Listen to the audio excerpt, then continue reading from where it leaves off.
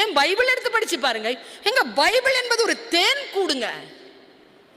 அது ஒரு தேன் கூடு. நீங்க படிச்சு படிச்சு பார்க்க உள்ள இருந்து தேனா நீங்க பிழிஞ்சு எடுத்திருக்கலாங்க. அதுல இருந்து இந்த பக்கம் அந்த பக்கம் பிரிக்கிறாங்களாம். சொர்க்கவாதி நரகவாதின்னு பிரிச்சுட்டாங்களாம். சொர்க்கத்துக்கு நீங்க எல்லாம் போனாங்களாம். அப்போ இவங்க கேட்டாங்க, கர்த்தாவே நாங்கள் ஏன் சொர்க்கத்திற்கு போகிறோம் என்றால் பைபிள்ல இருக்கு. அவர் சொல்றார், நான் நோய்வாய்ப்பட்டிருந்தேன், நீங்கள் என்னை பார்க்க வந்தீர்கள்.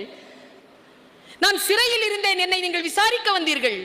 நான் கடனாளியாக இருந்தேன், எனக்கு நீங்கள் பொறுப்பெடுத்துக் கொண்டீர்கள். அதனால் நீங்கள் அங்கே போகலாம். நான் பசியோடு இருந்தேன், நீங்கள் எனக்கு சோறு கொடுத்தீர்கள். நான் வஸ்திரமற்று இருந்தேன், எனக்கு நீங்கள் வஸ்திரம் தந்தீர்கள் என்றவுடன் அவர்கள் சொன்னார்களாம், அங்கெல்லாம் நீங்கள் எங்கே இருந்தீர்கள்? யாரெல்லாம் பசித்து இருந்தானோ நானே பசித்து இருந்தேன். யாரெல்லாம் அநியாயமாக சிறைப்பட்டு இருந்தார்களோ நானே சிறைப்பட்டு இருந்தேன். யாரெல்லாம் நோய்வாய்ப்பட்டு இருந்தார்களோ நான் தான் நோய்வாய்ப்பட்டிருந்தேன். யாரெல்லாம் நிர்வாணமாக இருந்தார்களோ நானே இருந்தேன். அவர்களுக்கெல்லாம் யார் உதவி செய்தார்களோ அவர்கள் எனக்கே செய்தார்கள்.